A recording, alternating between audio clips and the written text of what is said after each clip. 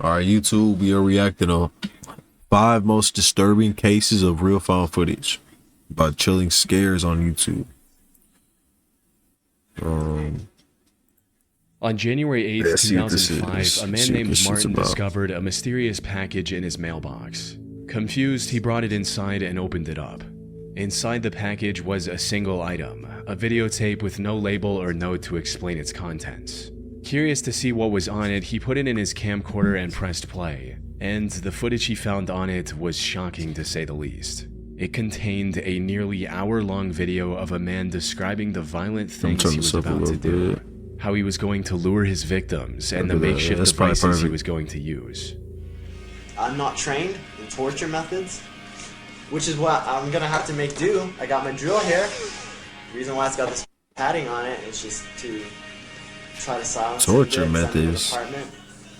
I got gags, socks, got lots of duct tape. I got a soldering iron, sheets. Got a crude implement. I think can work wonders, especially if it's used in the right way.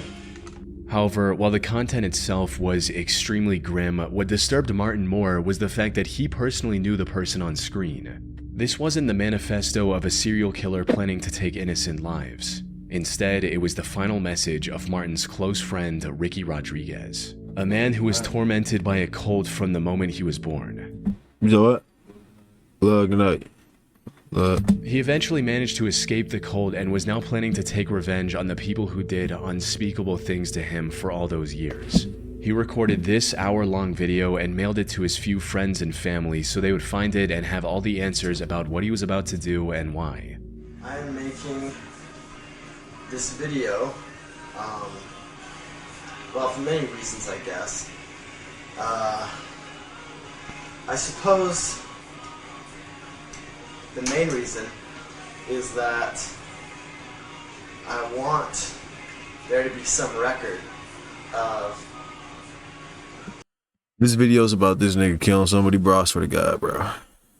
Cause he got a fucking handsaw, he got all that shit, bro. This nigga got a fucking tools Jeffrey Dahmer was using. Shit crazy. The way I feel, my ideas, just who I was, really. Ricky's story began 30 years earlier on January 25, 1975, when he was born as the first child of Karen Alva Zerby. Karen was a member of a cult called the Children of God, which used Christian language to lure in young, impressionable minds, often teenagers, and molded them to its sick and perverse ideals. 2 years after Ricky's birth, he was adopted by the cult's leader, David Burke, who presented himself as the Chosen One. David changed the cult's name to The Family and declared Ricky to be a religious herald, granting him a special position in the organization. However, while he was treated like royalty by the other members on the surface, behind closed doors, Ricky was the victim of vile acts no child should ever have to endure. David not only encouraged these acts, but went as far as to write a whole book about everything he and his followers did to Ricky, called The Story of DeVito. This abuse continued for many years, but as Ricky got older, he became aware of David's lies and manipulation. Then, in 1999, he finally managed to escape the cult with his girlfriend Alexia Manuel by faking a visit to the cult's compound in Mexico and fleeing to the US instead. I think we should be all straight. Alright, we're good. Integration into society after 24 years in an isolated cult was anything but simple. But Ricky somehow managed to pull through and secure a job as an electrician. He also married Alexia and later moved to Tucson, Arizona due to his work. Unfortunately, no matter how hard he tried to move forward, the nightmare he escaped continued to haunt him. David had passed away in 1994, and the cult was now under the supervision of Karen Zerby, Ricky's mother. And while the cult had managed to escape legal repercussions by mainly operating overseas, Ricky knew that there were still countless children suffering the same fate as him. So, in January of 2005, he decided enough was enough and took matters into his own hands. Which brings us back to the video he recorded and then mailed to a handful of close friends and his wife. In it, Ricky mentioned his ultimate goal, which was to bring down the cult all on his own. Beyond that, a part of this was also about getting revenge for everything that was done to him. There's this need that I have. This need, it's not a want, it's a need, and I wish it wasn't, but it is. It's a need for revenge. It's a need for justice. Because I can't go on like this. Damn, bro. They had a dude going through. Damn. They fucked this dude mind up, bro.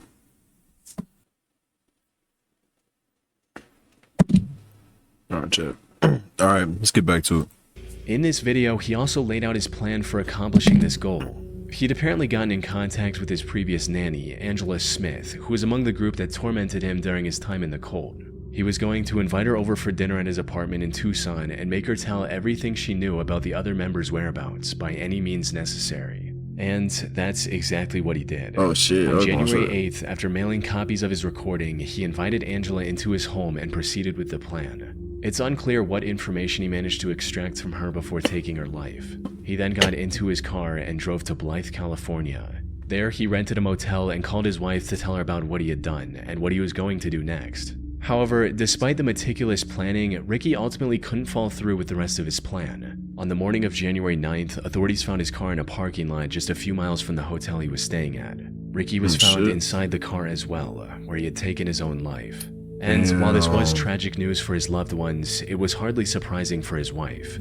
You see, Ricky believed that killing the cultists would bring him peace, something he reiterated in his last video. I can imagine how I would feel. How liberating it would be. But that's not what happened. During his call with his wife, he confessed that despite his anger and resentment, killing Angela was the hardest thing he had ever done. Taking revenge didn't bring the comfort he was looking for. He couldn't bring himself to take any more lives and decided to end it all that night, leaving his friends and family with this hour-long video to remember him by. As for the family cult, it remains active to this day under the leadership of his mother. Who the fuck? Oh, hell no. You see. On October 4th, 2006, at approximately 6:15 a.m., the Barrie Police Department received a chilling call from a woman saying, "My children are dead," in a calm and quiet voice. The disconnect between her tone and the situation she was describing was extremely unsettling. When asked what happened, she replied, "I don't know, I don't remember." Police officers immediately rushed to the address she provided and knocked on the door of her apartment, bracing for what they might find. Yeah, she killed him. I mean, you just know yeah, bro.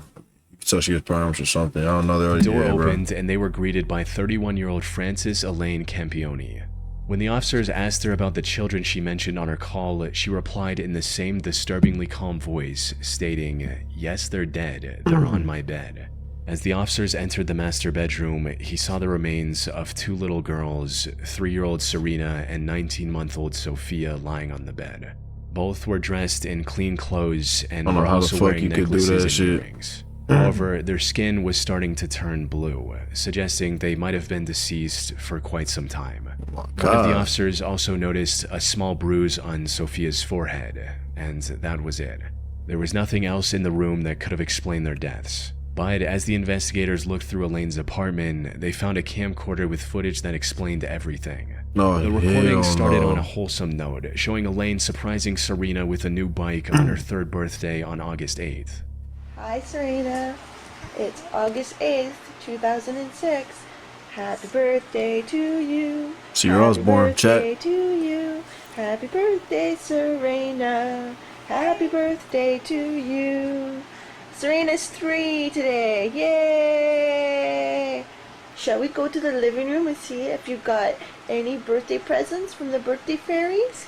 Yes! Okay, let's go. Bro, this makes me sick, bro. This makes me sick. I'm not gonna lie.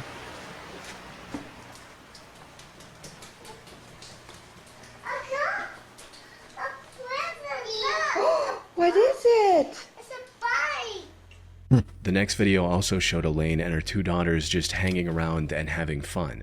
I love you. This much. Oh, I love you more than that.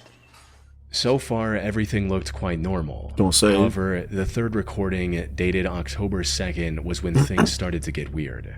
The tone of the recordings instantly changed as Elaine suddenly went on and on about their horrible living conditions and the torment her ex-husband Leo and his family had put her through, said all in front of her children. You can't see through the camera, boo-boo.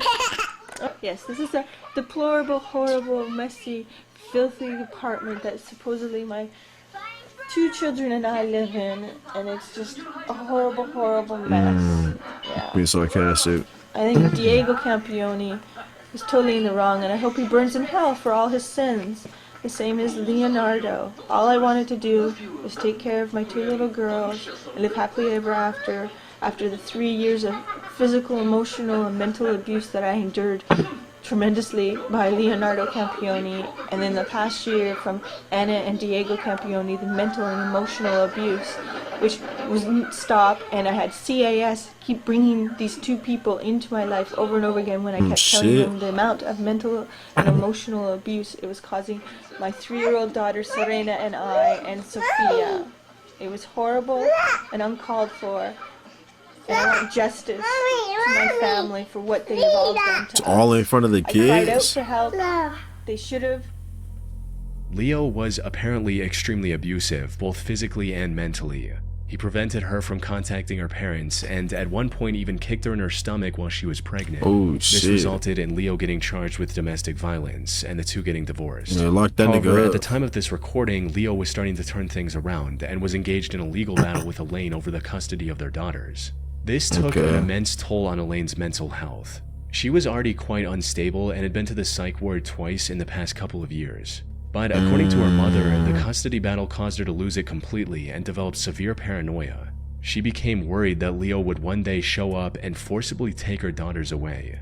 Then, on October 2nd, after ending this recording at 8:39 p.m., Elaine did the unthinkable by taking the lives of her own daughters. Yeah, Then that's recording a fucking haunting crazy. confession that investigators discovered on the same camera. Recording this because Leo there. Are you happy? Everything is gone. You wouldn't give peace. You wouldn't tell the truth. I begged. You even had Stacy not believing me, telling her I had to sign papers when I didn't. I went to victim witness to get the truth. Trying, begging everyone. Oh, nah, she fucking Truth. crazy. Beat me. 3 years behind closed doors. Beat me when I was pregnant with Serena and Sophia. You didn't care about our baby. So you take their own life? You care about yourself. Fuck, does that make sense? You wanted to Chat. win, you won. That shit do not make sense. How does it make you feel? How does it make you feel? Because it doesn't make me feel great. I've lost everything my whole life. At this point, the camera cut to a later point where Elaine attempted to take her own. I tried to overdose. So that means the remodeling time at their Aurelia and Braintree stores. They are changing the displays. Yeah, she's crazy. Great deal on an Ontario-made hydro-cool hot tub. In stock models, floor models, or custom orders, everything has a sale price. Pool Spa Sauna Showroom, making waves. And then you just, Bracebridge and soon to be in Huntsville. yeah, those poor little girls. You just, Elaine was this arrested shit- on the spot and was later charged with murder, with the found footage in her home serving as crucial evidence against her. She was ultimately sentenced to life in prison with the Good. possibility of parole after I'll say. 25 years. When you get in your car, you just need to put your location in. Another the ad, trip planner. chat. It recommends where you need to stop. Years halfway ago, the through, Bureau y'all. of Land Management published a public service announcement dubbed Stay Out and Stay Alive, educating viewers about the countless dangers of exploring abandoned mines, including the very real risk of cave-ins, volatile explosives, wild animals, and entire sections without oxygen. However, the most chilling part of the video was the story and the accompanying found footage of an accident that had occurred years earlier. On July 4th, 1998, a group of young men found an abandoned mine in Nevada and decided to explore it for fun.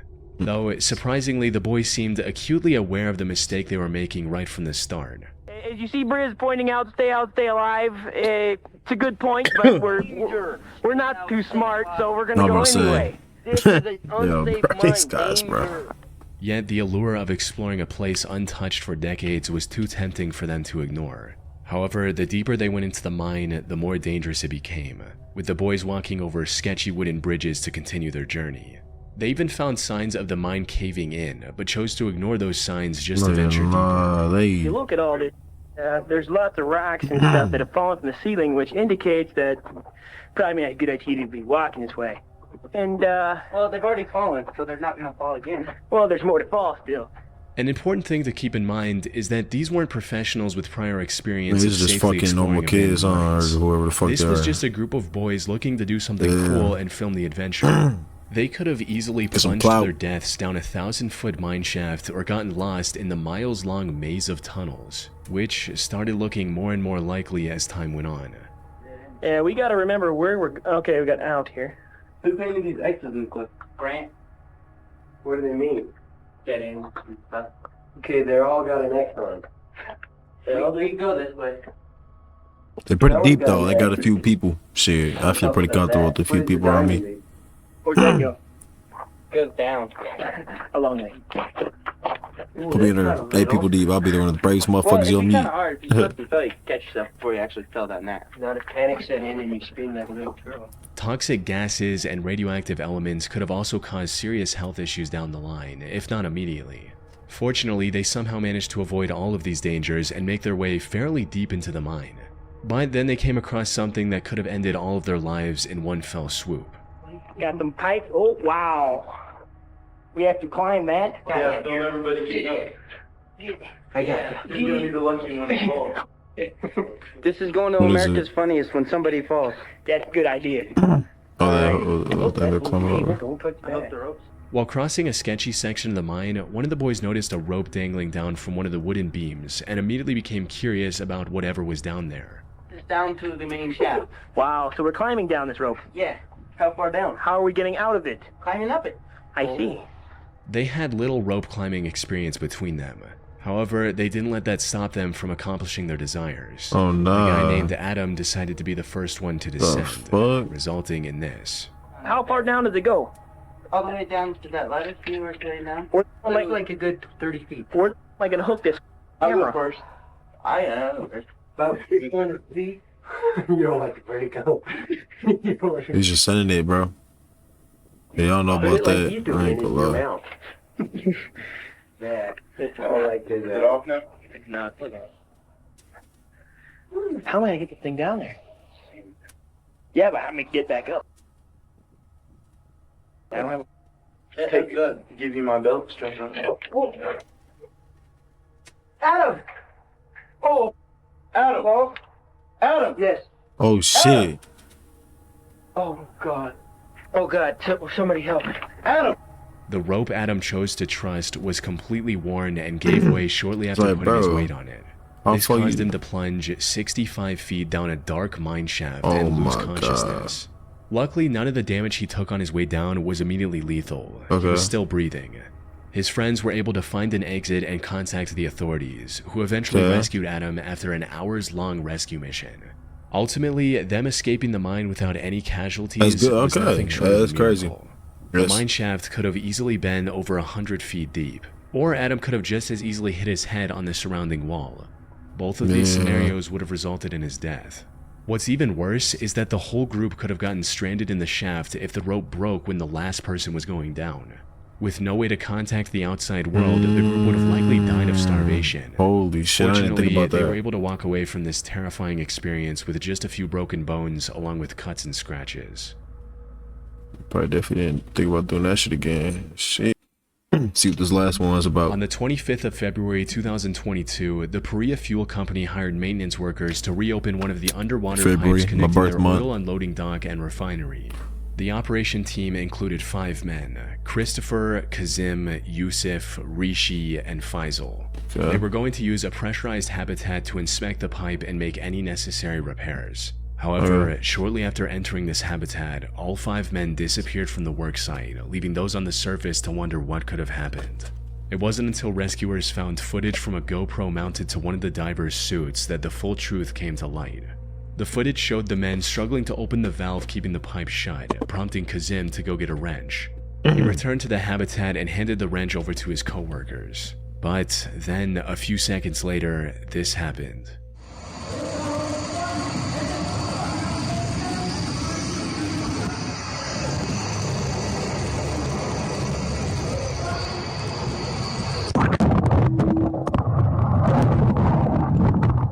47. The moment the valve was opened, its low pressure created a powerful vacuum. Water rushed into the habitat, while the pressurized air violently forced everyone into the pipe. All 5 of the men were forced into the 30-inch wide pipe, faster than they could blink.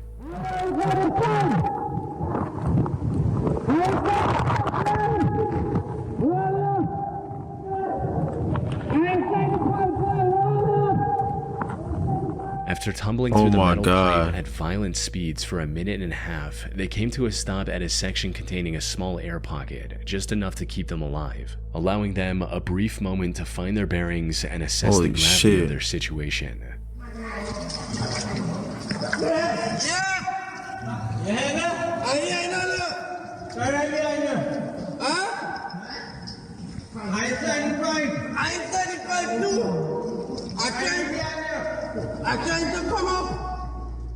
All of them were barely breathing, and one of them had also injured his leg. Oh my God. And while the air pocket was keeping them alive for the moment, it wasn't going to last very long.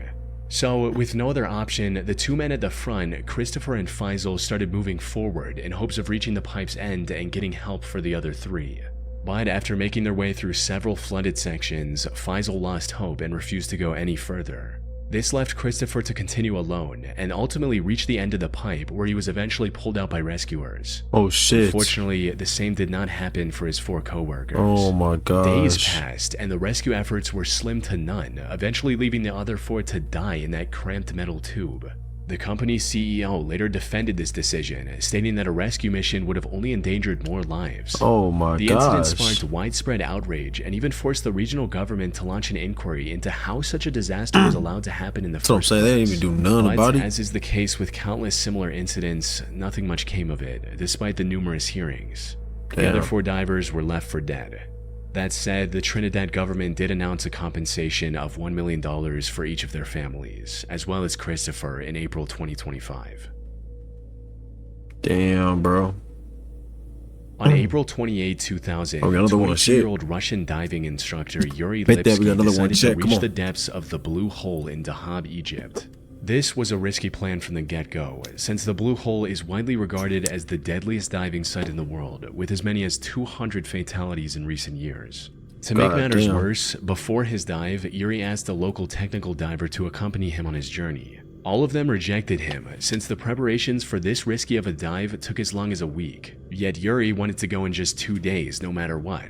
Even after every instructor refused to support his plan, instead of backing out, Yuri made the worst mistake of his life and chose to go through with it alone. He started the dive around noon and quickly disappeared into the depths of the ocean. However, many hours passed and there was no sign of Yuri anywhere. His concerned mother enlisted the help of a local technical diver named Tariq Omar, who immediately set out to rescue her son. Unfortunately, by the time he found Yuri, it was already too late. Tariq discovered Yuri's lifeless body floating near the floor of the Blue Hole. The next day, he returned with the necessary equipment to bring Yuri's body back to the surface and got to work. But as he was about to take Yuri back, he noticed that Yuri's diving camera was lying nearby. So he grabbed that as well and began ascending. This camera had captured the final moments of Yuri in haunting detail.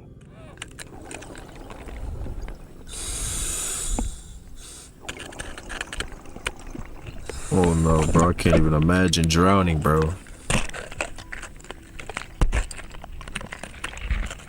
Straight out of the air?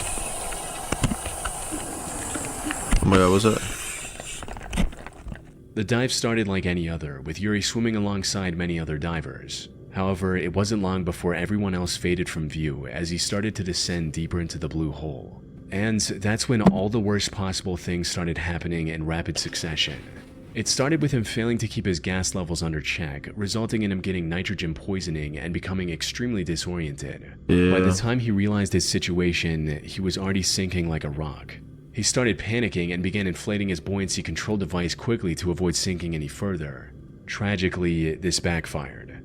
The buoyancy control device bursted due to the rapidly increasing pressure, leaving Yuri no way of safely returning to the surface.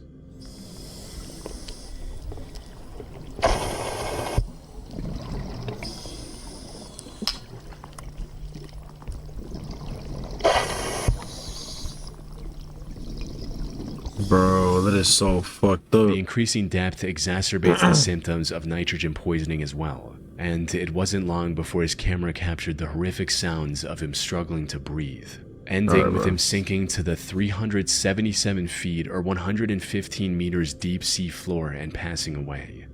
The only silver lining in this whole situation is that there's a good chance the found footage helped at least one diver avoid a similar fate by learning from the mistakes that cost Yuri his life.